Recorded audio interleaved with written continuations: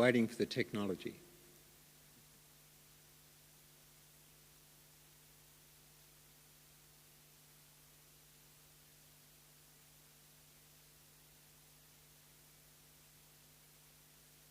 Welcome everybody to tonight's Twilight talk. I'd like to start with acknowledgement of country.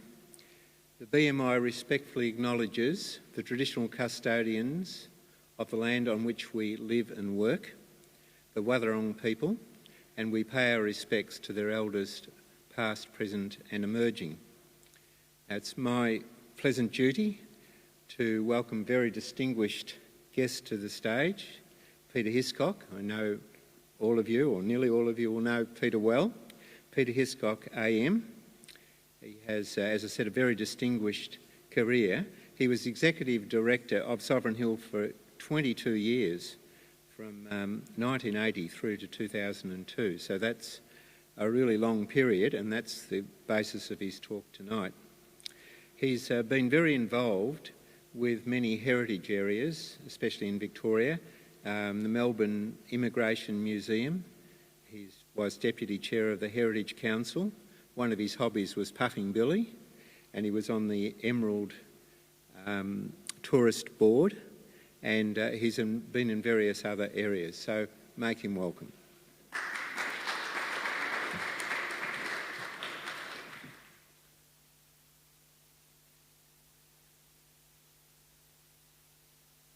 Good evening, ladies and gentlemen. This is a wonderful come down for Peter. Last time I was here was with the Organ Festival, and there were nearly 300 people in this room, but not quite tonight. Years and years ago, I was president of the Kalorama Mount Dandenong Historical Society. I was also president of the preschool there, so that'll give you an idea how many years ago it was. But anyhow, we invited a guest speaker along, William Ricketts, and he was quite old by then, and he came without notes, and he wouldn't stop speaking. And I whispered to the people, because I was in the front row, sitting either side of me, next time he takes a pause, clap like mad. And we all started clapping like mad. And he looked a bit bewildered. And then he said thank you and sat down. So if halfway through my talk you will break into spontaneous applause, I'll sort of get the message, I assure you. I would like to acknowledge a Ballaarat institution which last Sunday celebrated its 50th year since it opened. But I also want to acknowledge that this Ballaarat Mechanics Institute, those who founded it in 1859, great vision when you think about it. And can I also acknowledge those who brought about a renaissance of the Ballaarat Mechanics Institute, Phil Roberts, Graham, various others, but particularly Frank Hurley. It's been a wonderful asset for Ballarat.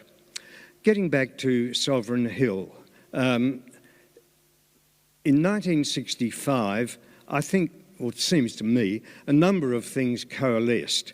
You had the Apex Club, with its president, Doug Cowes.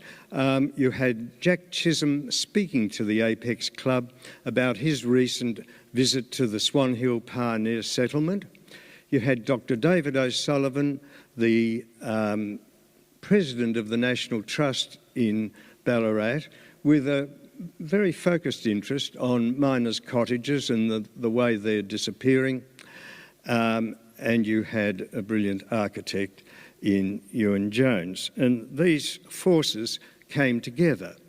We also had Weston Bate researching for his book, which had been commissioned by the city, which eventually became Lucky City. And Weston was a friend of David O'Sullivan, so these forces came together. Doug Cowes formed a formation group, as it was then, and got some really young, energetic people working with him towards this ideal.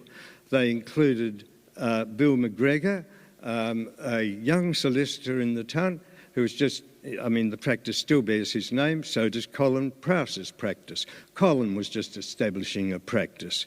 David O'Sullivan I've mentioned, and John Trevennan was an ideal person to rope in. He was a businessman, but he had really good contacts, and they were to come to the fore. And he became the first president. There were others like Stan McBride, who perhaps would have been here, but he's not in brilliant health at the moment. Just looking through the groups of people that worked on the appeal, it's surprising how many you saw. It became a bit of a medical fraternity for a while. Peter Cromie and Neil Pescott, Neil was on the board, so was Peter. Frank Morgan, the dentist, I don't think he was, but anyhow, a really good group of people. Ewan was crucial. Ewan's early drawings of the possibility of a historical park, not Sovereign Hill, but a historical park, were vital because they'd mounted an appeal. They wanted to get the public behind them. They had to get the public behind them because John Trevennan was in the throes of organising a deputation to see the Premier. Lots of things to organise at that time. First, they had to decide that they were going to incorporate. They incorporated as a company limited by guarantee. Then they had to get a lease of the site, 36 acres of Crown land, and that was eventually brought about with the city as a management authority. It took us until the Kennett era to unhook ourselves from that, I won't say burden, but from that stricture. There was a gestation period of about 4 years before they opened. And so Ewan's early drawings were significant, but then he began to hone in on Ballarat and the researched evidence for Ballarat. And I think the painstaking research that went into that was absolutely vital. I thought tonight I'd try and focus on the things which I think set Sovereign Hill apart. What was critical to its success? How did it outstrip its peers? Well, and it has outstripped its peers. I think we all must acknowledge that. First, they wanted it to be independent. The structure was of a non-profit community-based organisation, not a statutory corporation, its own independence. They avowed not to borrow money. They settled on a specific time period, 1851 to 1861, and half the things that have bitten the dust, the compass was far too wide. And the fourth thing I'd say was they took themselves pretty seriously as a collecting institution. It was driven by a museum philosophy, and for a lot of that, I think we can thank David O'Sullivan. Ewan's early drawings didn't look quite like Sovereign Hill, but in the end, it got better. This is signing the lease. Ken Webb, Bill McGregor, Doug Cowles. And Doug, as I said, was the driving force in getting that group together and was instrumental in another thing, even finding the name of the place. It was on the site of the Sovereign Courts Mining Company, or part of the site of that, and as I understand, Doug suggested Sovereign Hill as the name. Tall man at the back, Frank Rogers. I'm not sure who the gentleman behind. I'm assuming he was the city's solicitor. Is that right, Bill? Yeah. Hugh Morrow, right. There's Ewan.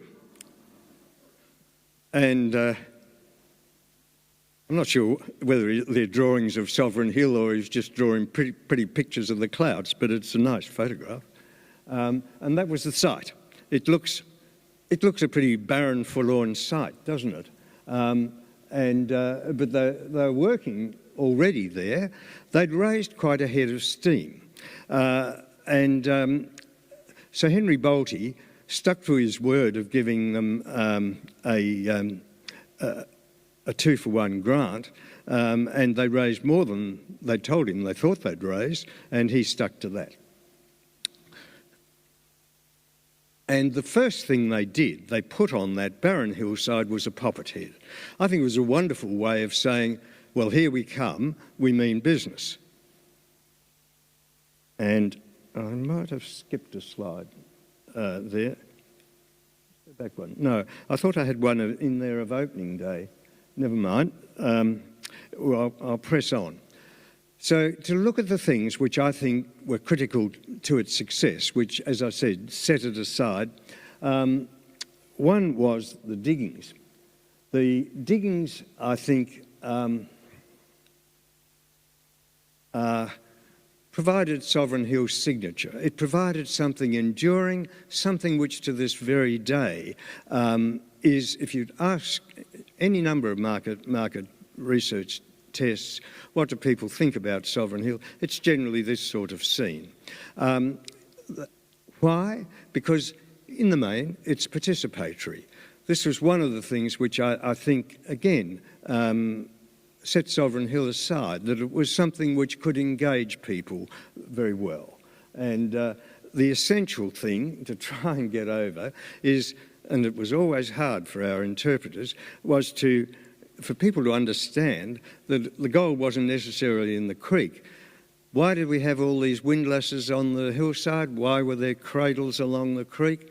Because the gold was being dug by entrepreneurs, groups of 2 or 3 or whatever, hoping to strike it and sinking a shaft 30 feet deep, whatever it was, and bringing it up and then having to wash it off. The early research into the diggings was largely undertaken by a group whom Nina Valentine, and I should have mentioned Nina amongst those founders because she certainly was. She was the only woman on the board, and she was valiant, and she had the great sense very recently to say, well, of course, I fed my good ideas into the boys and let them announce them at the meeting.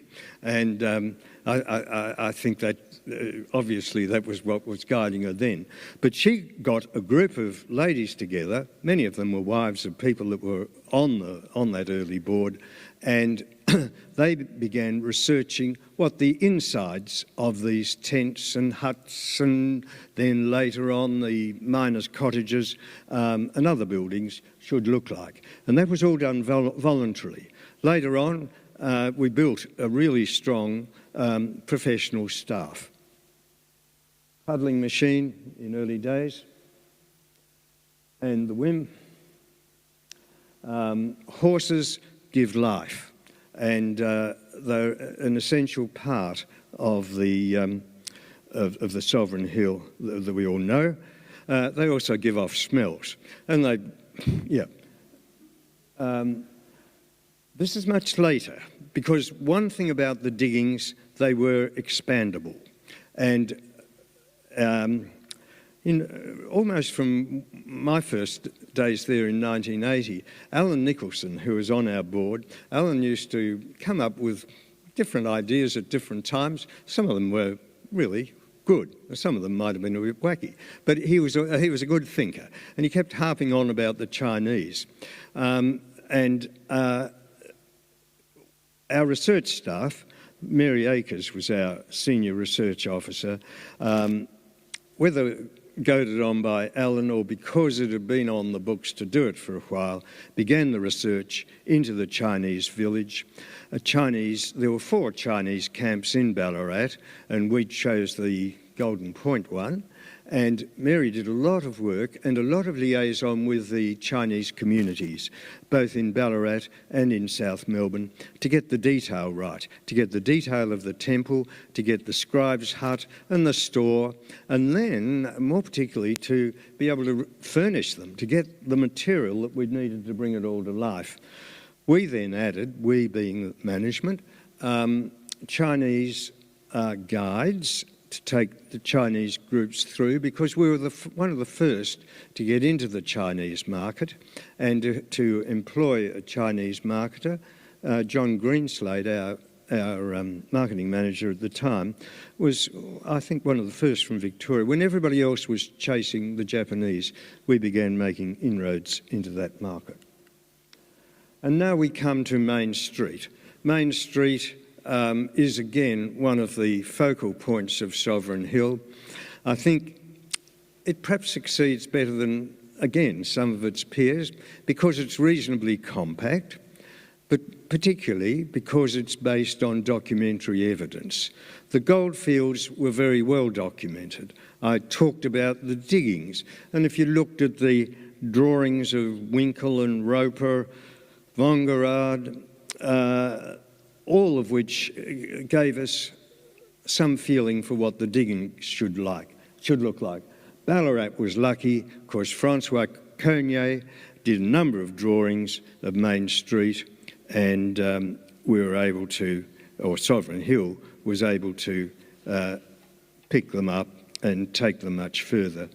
And I think the other thing with Main Street was, again, Ewan's ability to give scale and detail to those early drawings, whether they were sketches or in the case of Cognier, they were quite detailed.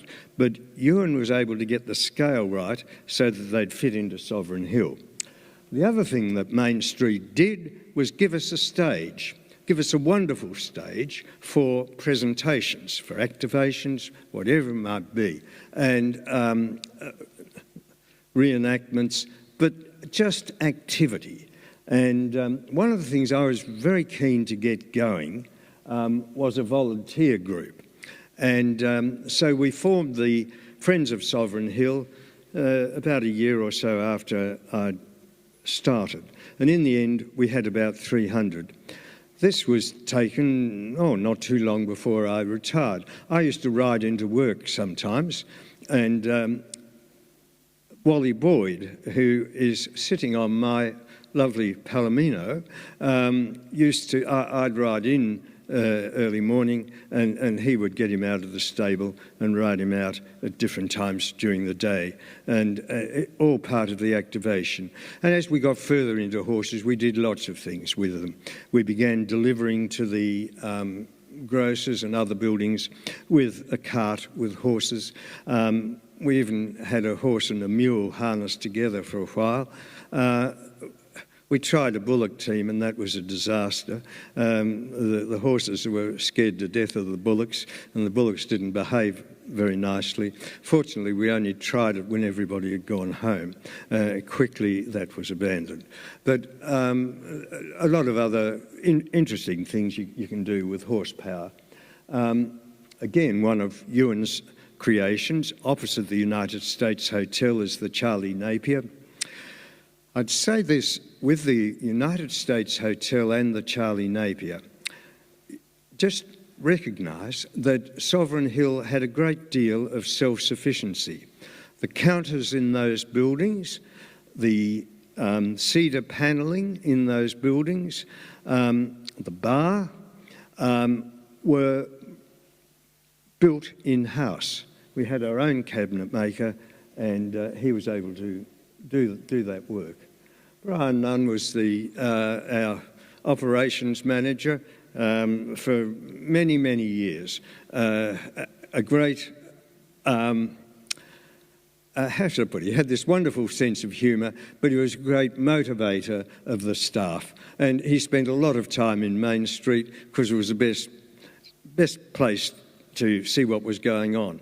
I remember saying to Brian, and he knew exactly what I was about, that when I was working in industry, the boss would take a walk around the factory every few days and look carefully at things, and that was Brian's role, really. Next to the United States Hotel, in the Francois Cognier lithograph, was the Criterion store. And the Criterion store, again, was something that enabled us to take things much further, to get costume, to get a really high... I'll come back. There it is. To get a high emphasis on costume, to build up a costume department, a lot of fosh to outfit, a lot of staff to outfit.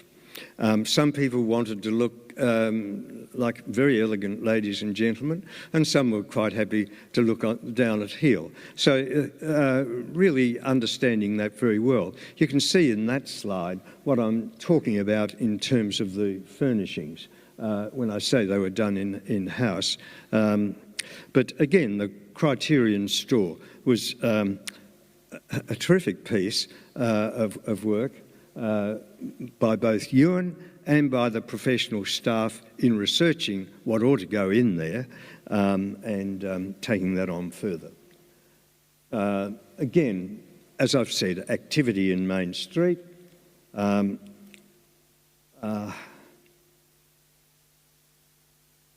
Theatre. I think the theatre was one of Ewan's triumphs. When I said getting scale right, it's not a big building, but understanding what it should look like with the Presidium and with that lovely dome.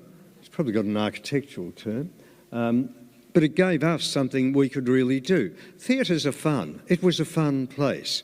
We had a one-man entertainer there most days, but other times pantomimes and things like that. Now, all that's still going on, but it got underway when this theatre was built.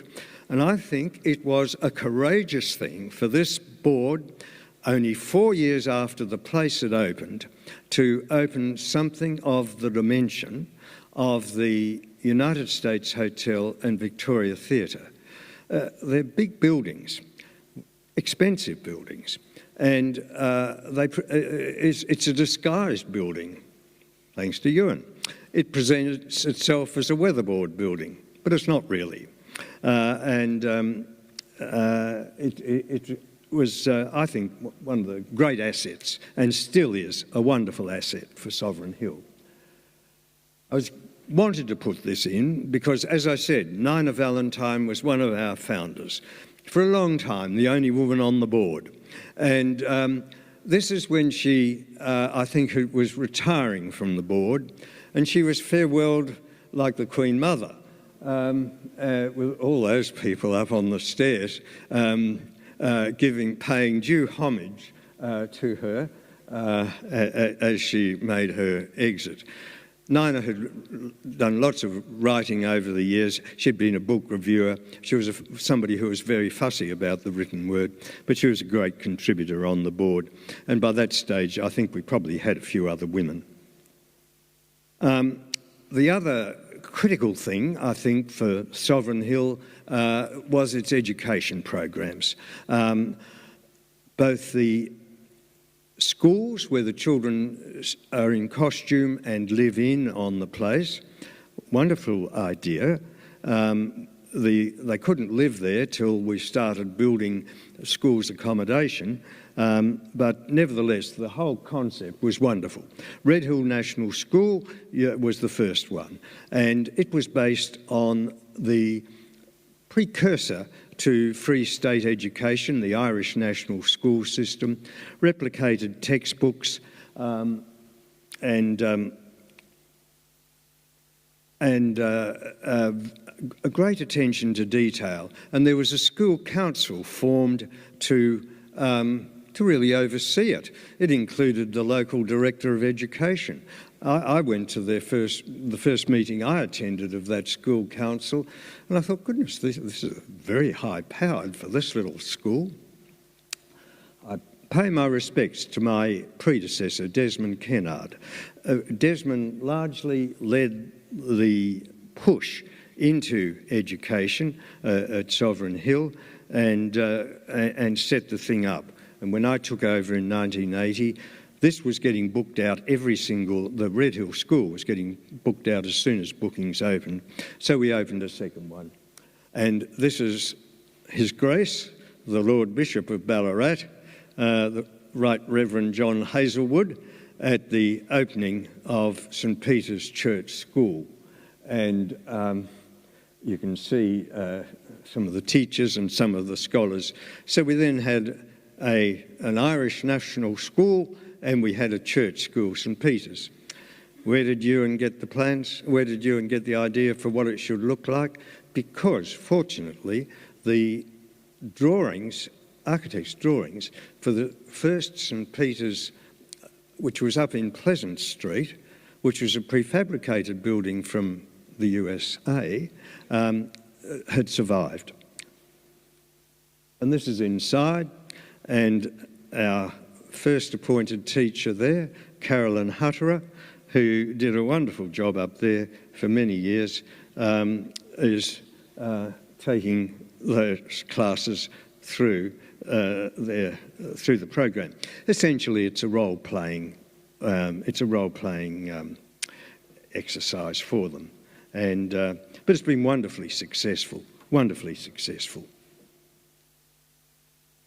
And then we have, I think there are now 9, I can be corrected, but Sovereign Hill now has, I think, about 9 teachers handling day students. And again, the teachers are in costume. Sometimes the kids are, and sometimes they aren't.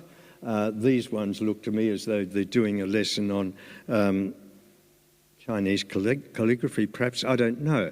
They're really good programs because they're inviting the kids to get into the minds of people who are on the goldfields at that time, including Chinese people. I put this up just briefly because I wanted to point out one of the things that we were able to build up through the 1980s was a professional design team, 4 people on our staff who were really very, very skilled and became more so in museum design. So Western Bait worked with us on a committee to get this orientation centre up.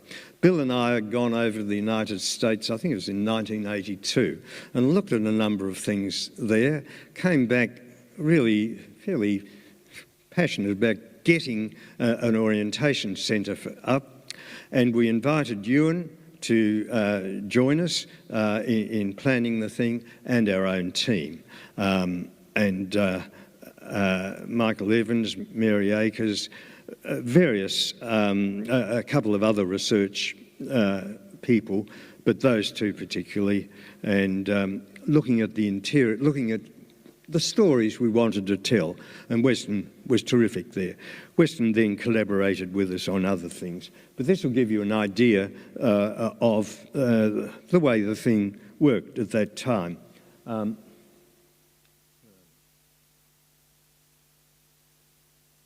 Pointing to anything? No. Well,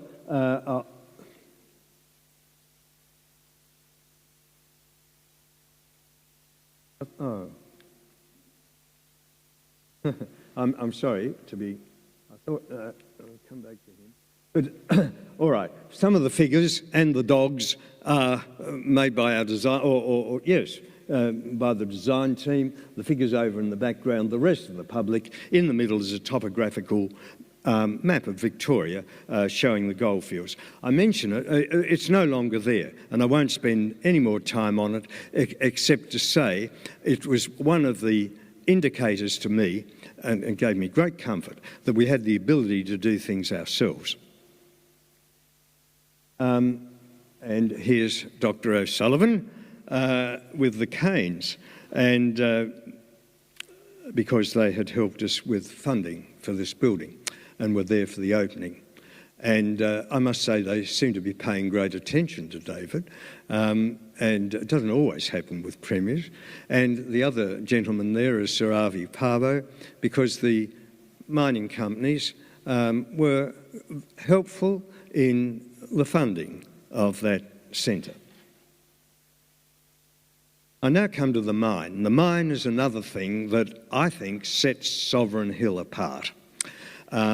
The mining precinct was, I think, one of the most detailed bits of design and research, not just the way the thing looks, but how it could function, how we could relate it to the visitor experience. And that's the boiler house. Initially, certainly when I first started there was only one boiler, and the battery, the quartz crushing battery, had only just got going and was only running about 3 days a week. But we got that going 5 days a week. And one of the early mining committee meetings I went to, and Graham Gooding was with us then as mine manager, they said, we want to build a rocking Cornish beam pump. I didn't know what the hell a rocking Cornish beam pump was. I'd never heard of one. And they brought out these drawings, and Doug Cowes was chairing the mining committee, and I suppose he knew a lot about printing machinery, but I sort of took comfort. I thought he didn't know much more about this than I did, but you could get a bit of an idea of what it could do for the place. And we built it ourselves. Again, that's one thing I'll emphasise, that the fellows that are sitting up there in a way that defies occupational health and safety rules, and I applaud them for that. All of that timber work was done. Our stonemasons had, it wasn't plural, we had just one, but he did the bluestone bob pit that the thing goes down into, and all of that sort of work. So he's the one standing in the middle there. So it was a wonderful job. And I think the mine precinct, because you were able to bring it to life, is one of Sovereign Hill's great assets. And I think the recognition that we came to as we progressed through in the 1990s was that the mine offered us a future. Museums are all about storytelling, and you could tell really good stories underground in the mine, or for that matter above ground. And one of the terrific things done after I'd retired was they put in a decline to take people down to the mine, and I think that was a terrific investment. This is in the Winder House, and I'd been over in Western Australia at the Mint, and they were just starting on this idea of doing a gold pour, and so I can't say it's an original idea, but we copied it brilliantly, and we now, I say brilliantly for this reason, I had two deputy directors, Jeremy Johnson and Ross Jones. Ross was an honours graduate in engineering. He'd worked for mining companies. And Ross, when we were mucking around, looking at this, getting working again, this smelting furnace from the 1890s, he said to me, do you realise how much gold you're going to waste? He had a couple of others on the committee who were saying the same thing. In the end, we disguised an induction furnace, a modern induction furnace, into that whole mechanism and saved ourselves a lot of waste. This is to tell me that I'm changing gear. There's something else coming up.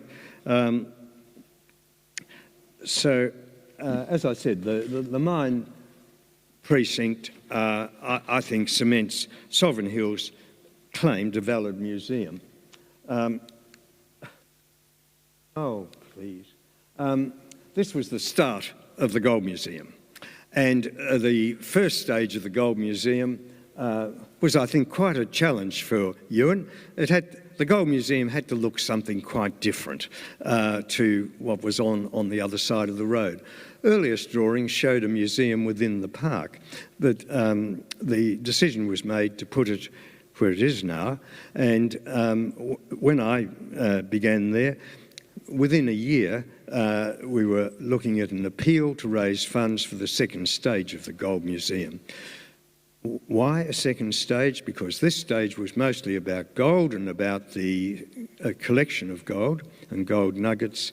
Social history of Ballarat we wanted to take beyond the 1851-1861 period, and so that was the raison d'etre for it. So this is in that museum. Once again, our own people responsible for the museum displays. I put that slide up for this reason.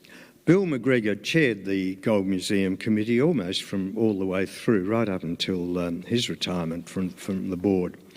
Doug Cowes was serving a second term, a two-year term, as president in 1995.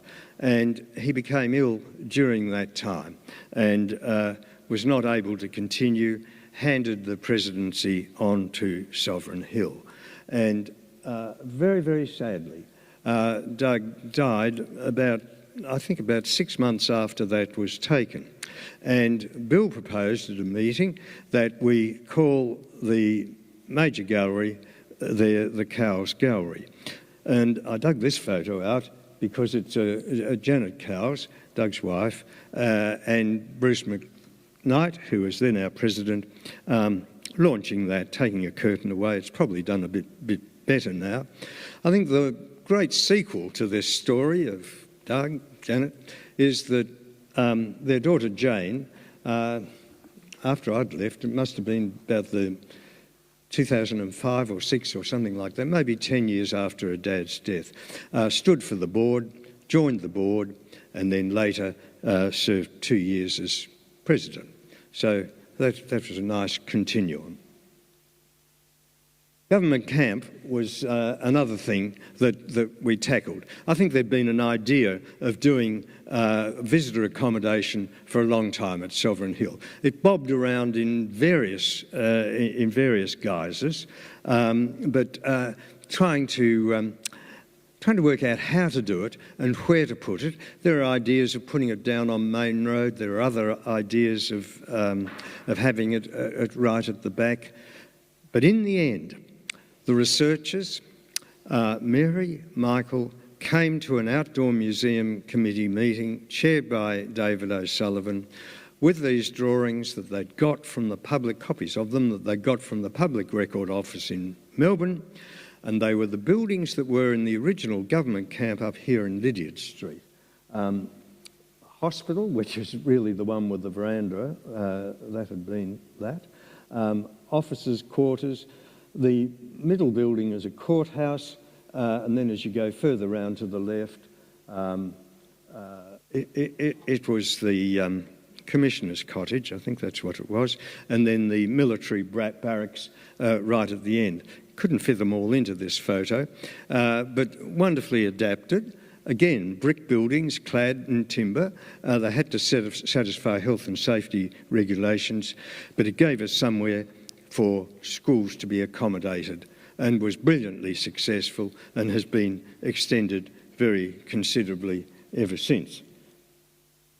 But sweet buildings, we used to have a row of tents there too because they were depicted in the drawings and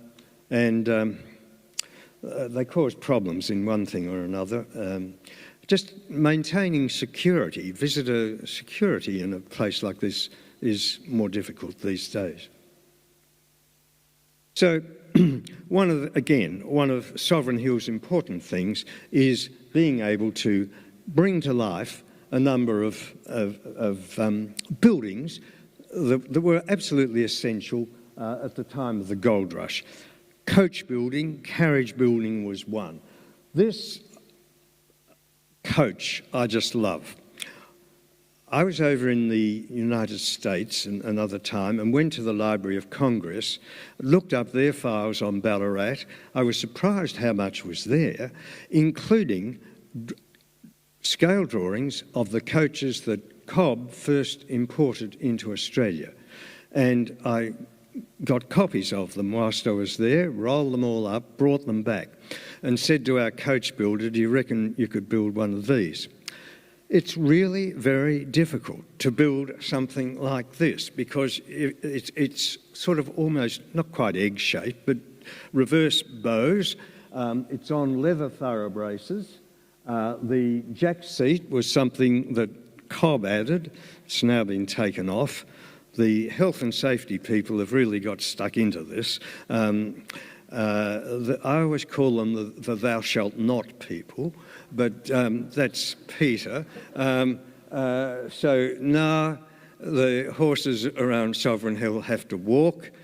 Consequently, they've put Clydesdales in. Clydesdales never pulled coaches, but this is a consequence of our litigious society and having to be very careful. I'm not blaming anyone for that, but that's the outcome. But this was a brilliant thing, this coach. This is something else. The bowling saloon. Where the heck did the idea of the bowling saloon come from? There were 4 in Ballarat at the time, and what we chose to depict was the Empire Bowling Saloon, and this is it in construction. I shouldn't tarry too long, so I'll keep moving. Candle makers. When you think about it, in the 1850s, candles were what illuminated not only tents but larger houses like some of us live in today.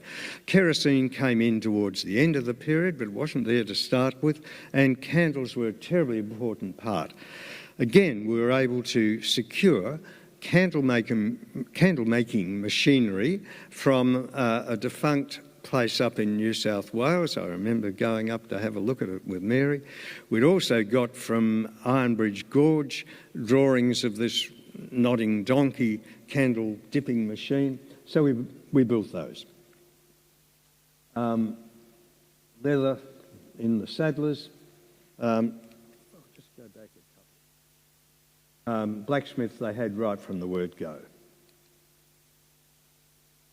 Firemen, I can just tell a little story here. Costumes researched brilliantly. We had a fire station up on the hill. When you looked at the research on fire stations of the time, the harness all sat above the fire pumper. The pumper was there. We also had one of those things that has the reels. So we did it all perfectly. We had the harness sitting above the horses.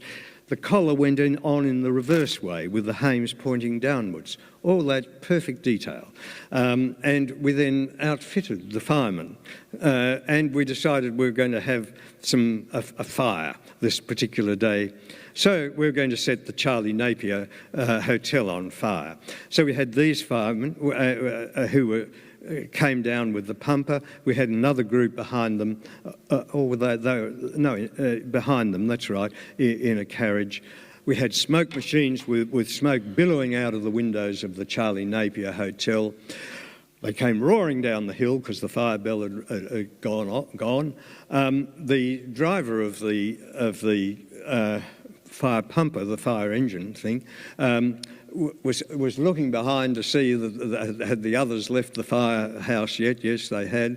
But the horses, because they were so used to it, did a swing to go round down into the bottom of the diggings, and the others got there before these ones. And by the time they got there, the smoke had all finished. The fire had gone out. But they then began squirting a lot of water. It's terribly hard work to get that going. But it was a wonderful day. We often had things like that became slightly funny because of the way they came off. I ferreted out this photographs. Some of these are from my album, which I scanned, and some from others. John Zulick was our head of design, an extremely talented bloke. And as I said, we'd built up a team of 4 people. Here he is working with Mike and Brian Shirley, our consultants for the Orientation Centre. They also worked with us on an exhibition in the Gold Museum, Land of the Wadawurrung, which we'd done in the late 1990s. And what they were working on here was the Red Hill Mine, which I alluded to before. And looking at where we would position that, because why had we decided to do the Red Hill Mine? You might recall the Red Hill Mine was the one that where the Welcome Nugget was found. It was under Bakery Hill. And it was an alluvial mine that in the end undermined St Paul's Church above it.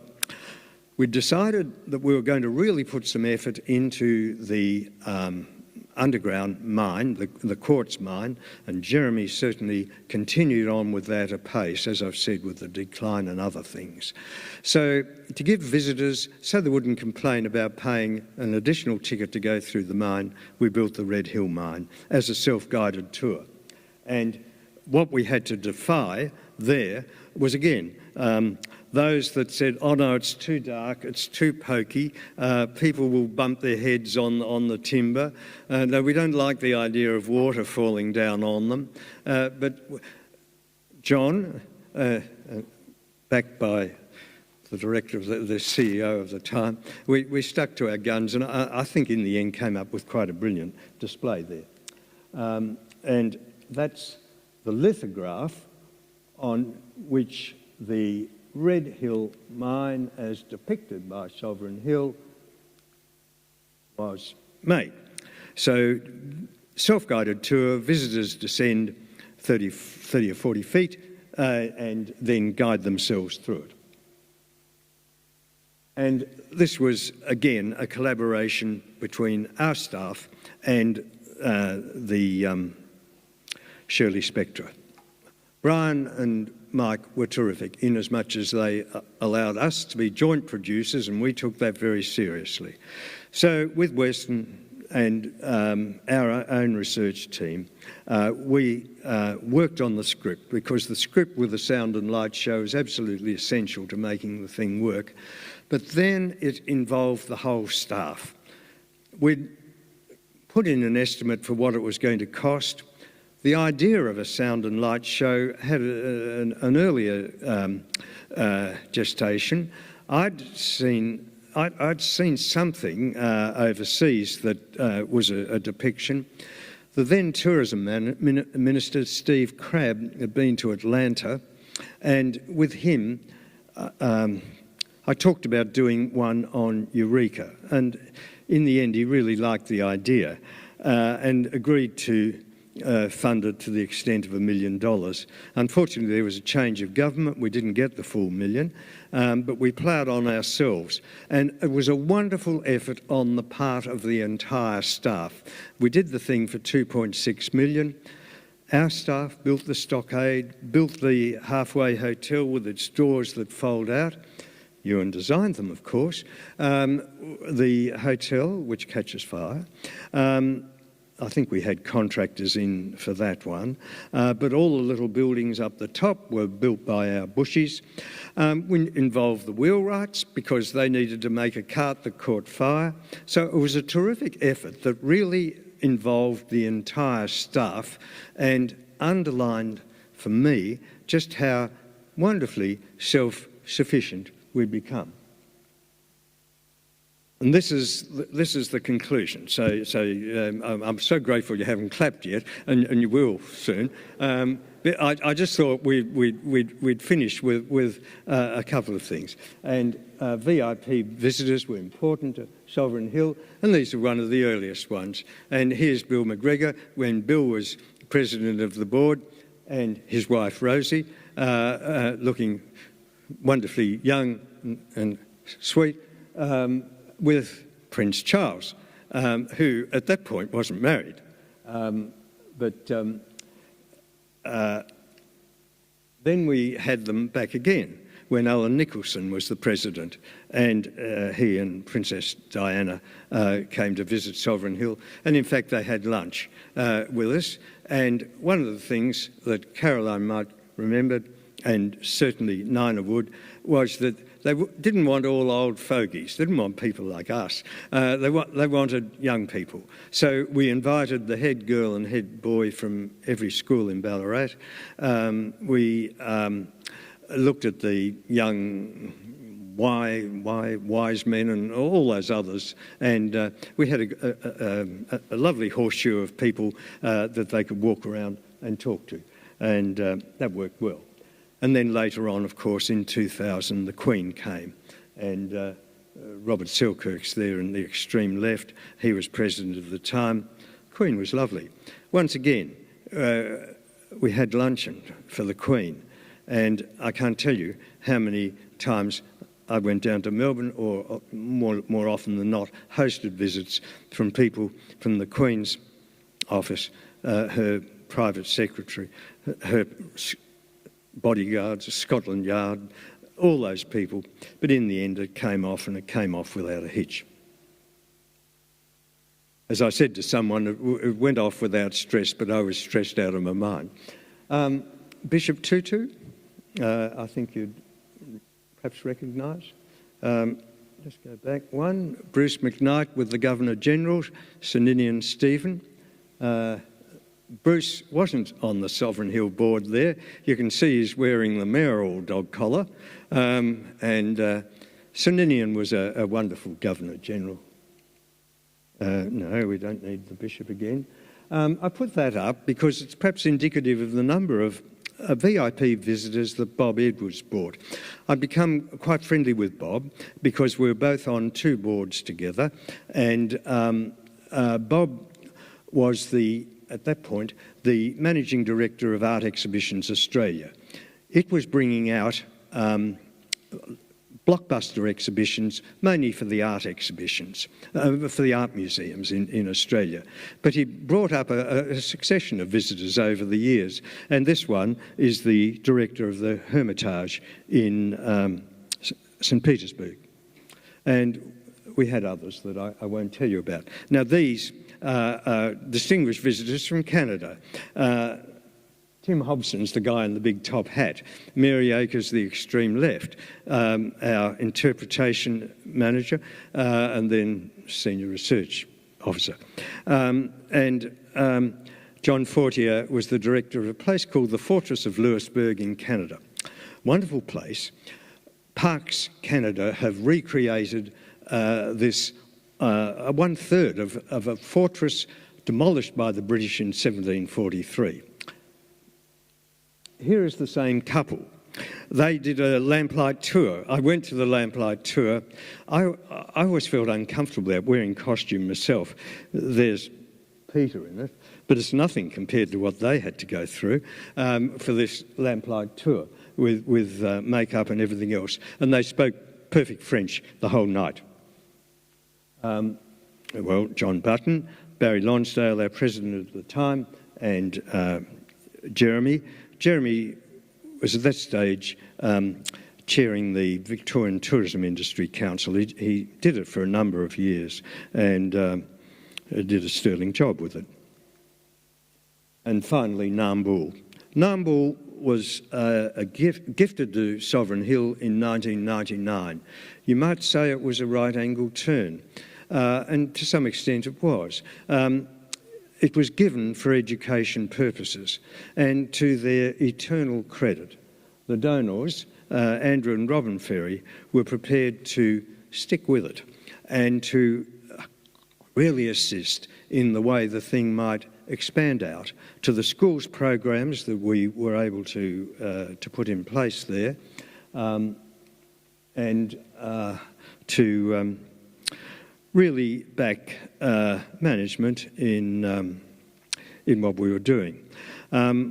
This was one of my brilliant ideas. We'd build an outstation. We'd build a building that was typical of the outstations that were there when Nambool was first settled. So it's a slab building with a shingle roof, a separate kitchen, and very sadly, well, here's another photo of it with Robin Ferry and the then governor, John Landy. You probably shouldn't have your hands in the pockets when you're with the governor, but he was terrific. Being an environmentalist himself, he was terrifically interested in the programs out there.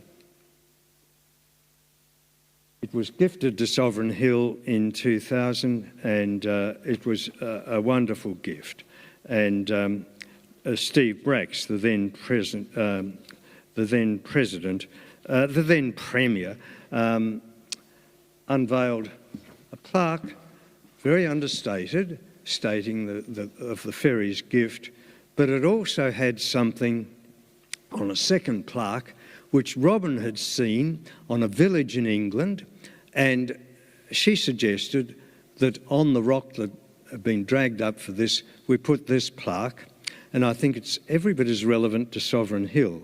The wording is this: "See that ye hold hard the heritage which we leave to you, and teach your children its value, that never in the coming centuries their hearts may fail them, or their hand grow weak." And that was written by Sir Walter Raleigh, so I'll give you an idea of its antiquity. That's in the centre at Nambour, Exploration Centre, Discovery Centre. Ross Jones I wanted to put in simply because he was the one that succeeded Brian. And my last slide is this. It's the handover. Jeremy succeeded me. Mary was then the president of the board. She was the only staff member, I think, that was invited to join the board after she retired from the staff. Jeremy then took the place on for the next 17 years, I think it was, from about 1983 onwards. I spent 1983 out at Nambour helping to raise the funds. We got $1 million from the government, and we raised a further 1.6 million, I think, if I remember correctly, Colin. And I can't say I enjoyed the year. I felt absolutely bereft without all of this going on. But nevertheless, Nambour is a wonderful adjunct to Sovereign Hill. Ladies and gentlemen, you may clap now.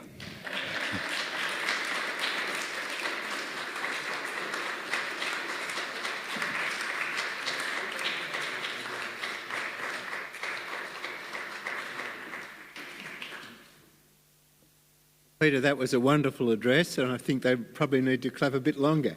It was so interesting. There are so many areas that you covered, and it's really a success story, all those things that happened. I was going to just give you one question. What do you think was your main achievement over that time? Is that a hard question? No, it's not.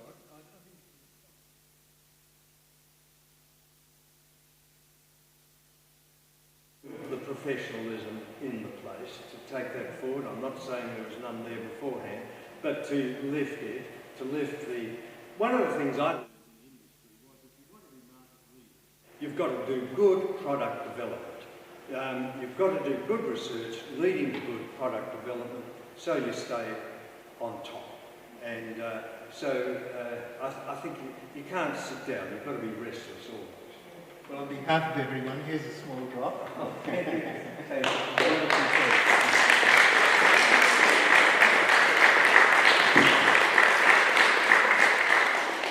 I'll just mention the next two Twilight talks.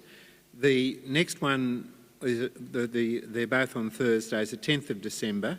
It's an online talk, and Nicola Coulson is going to give the talk. Now, she gave the Western Bait talk recently at Sovereign Hill, and it was very well received. Her doctorate was about this institute, the Ballaarat Mechanics Institute, about Dr. James Stewart, who was one of the early benefactors. So the talk next week will be about that, or about Dr. James Stewart and his involvement with the Mechanics Institute. The final Twilight talk for this year is going to be here on a Thursday the 17th of December, and we're having two people from Breezeway. Jennifer Wright is one of them, and they're going to tell us about the Breezeway program, or the Uniting program, with the Christmas meals and a lot of the programs that Uniting have in Ballarat. And so we were able to have up to 50 people on that event. So if you keep that in mind, and or let other people know. So thanks everyone for attending. Good night.